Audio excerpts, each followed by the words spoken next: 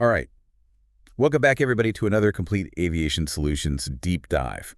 This is number 52, and we're going to be diving into some recent developments um, in air travel based on some information that we were able to gather. And kind of like the point of these deep dives is to really extract the most interesting and relevant nuggets of info for you, Absolutely. the curious learner out there, without overwhelming you. Right. And we're looking at information specifically on some new routes launched by several airlines in Asia. Okay. We have some information on HK Express, Akasa Air, and Vietjet, Yeah. as well as some news about a new Christchurch to Cairns service from Jetstar. Sounds good.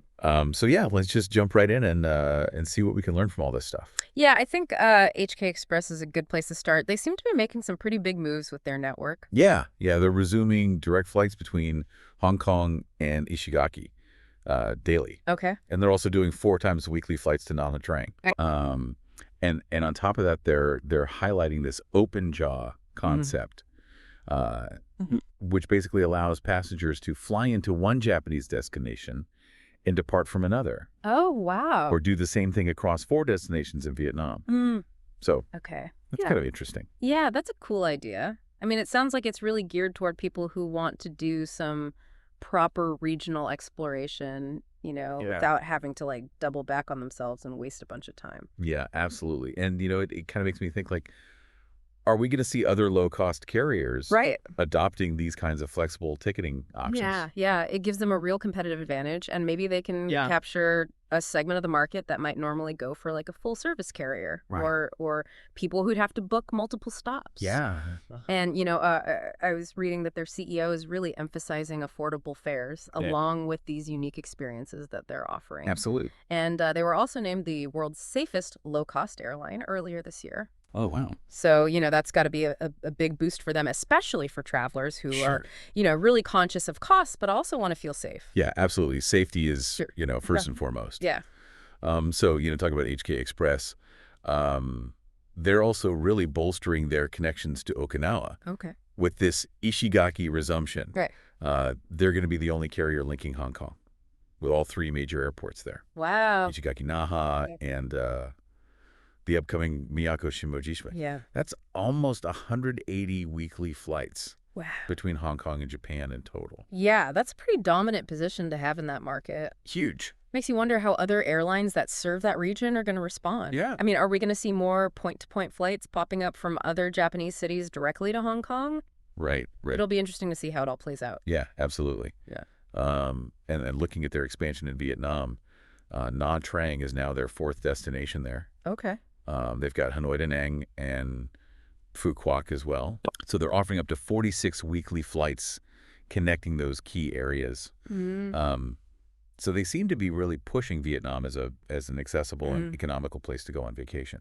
Yeah, it makes sense. Offering those multiple entry points Right. allows people to really customize their trips and see different parts of the country. Absolutely. Plus, it shows they're pretty confident that tourism in Vietnam is going to keep growing. Yeah.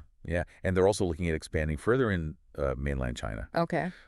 with this new exclusive direct route between Hong Kong and Jiangsu. Yeah.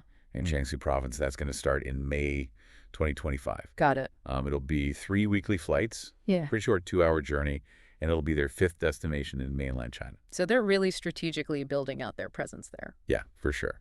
Okay, so let's shift gears a little bit and talk about what's happening in India. Okay. Akasa Air has just started operating from Darbhanga, Oh, which marks their entry into the state of Bihar. interesting. What do you find interesting about this? Well, the way they're setting up their service to Darbhanga is pretty unique. Okay. They're doing daily through flights between Hyderabad and Darbhanga with a stop in Delhi. Okay. But the key thing is passengers don't have to change planes. Oh, wow. So it's a much smoother experience, no messing around with luggage transfers and all that. Yeah, that's a big plus. Absolutely. And, Darbhanga is being promoted as a tourist hub. Right. So this improved connectivity should be a real boon for the region. Yeah, for sure. And this actually becomes the 28th destination in Akasa Air's network. Wow.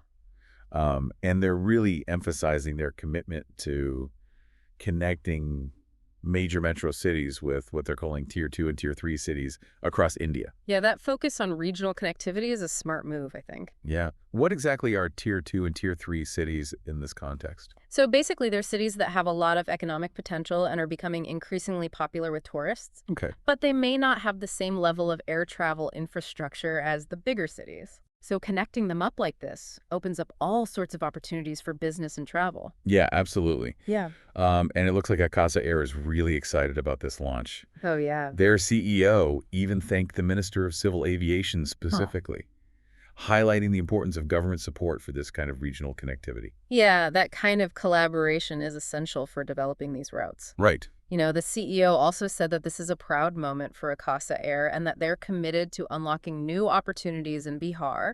And their chief commercial officer talked about their goal of making air travel seamless and affordable Yeah. and how they recognize the economic and cultural significance of Bihar. So it seems like they're in it for the long haul.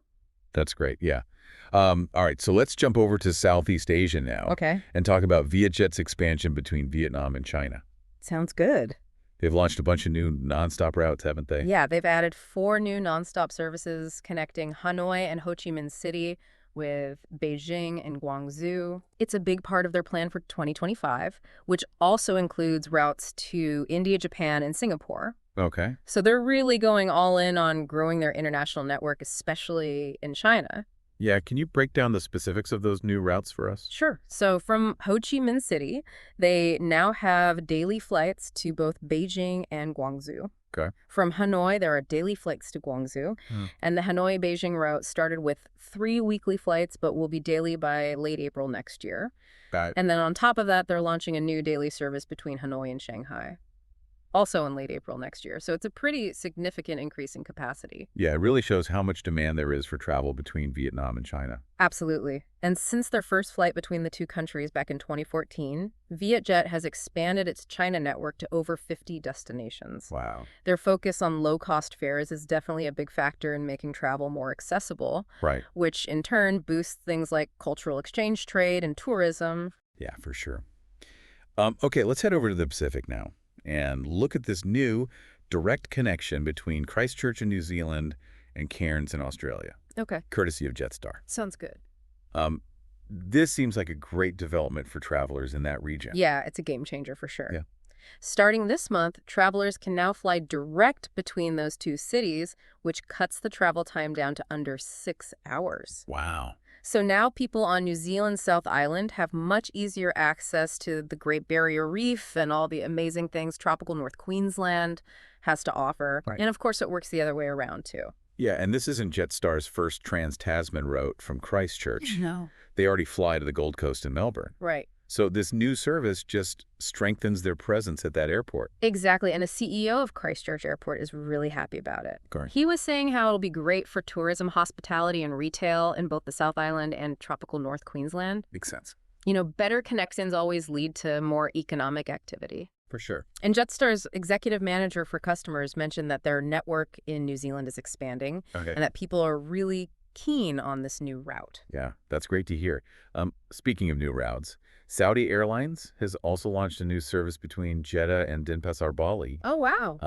They're doing 3 flights a week using a Boeing 787-900 aircraft. So they're really connecting Saudi Arabia with this popular tourist destination. Yeah, it's another big long-haul route opening up in the Asia-Pacific region. It is. Wow. And to support this new route, PTJAS Aero Engineering Services has been reappointed as Saudi Airlines' MRO partner in Indonesia. Okay. So they'll be handling all the maintenance, repair, and overhaul work on Saudi's planes over there. Gotcha. Oh, and I should also mention that Saudi Airlines was named the world's most improved airline at the 2024 Skytrax World Airline Awards. Nice. It shows they're really putting in the effort to up their game. Yeah, absolutely.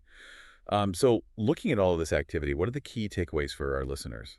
I think the main thing is that there's a lot of growth and expansion happening in the aviation industry in Asia and the Pacific. Yeah. Airlines are launching all these new routes to tap into new markets, cater to specific travel needs, and improve regional connections. Right. And ultimately, it just means more options and better accessibility for travelers. Yeah, absolutely. And And that was really what we wanted to do today, give you a clear and concise overview of these recent developments. So as you're thinking about all these new connections being forged across Asia and the Pacific, think about the bigger picture. How might this affect not just tourism, but also the economic and cultural exchange between these regions? What kind of new opportunities could these routes create for you or for the communities involved? It's definitely something to ponder. Lots to think about. Yeah. All right, that's it for this deep dive, everybody. Thanks for joining us, and we'll see you next time.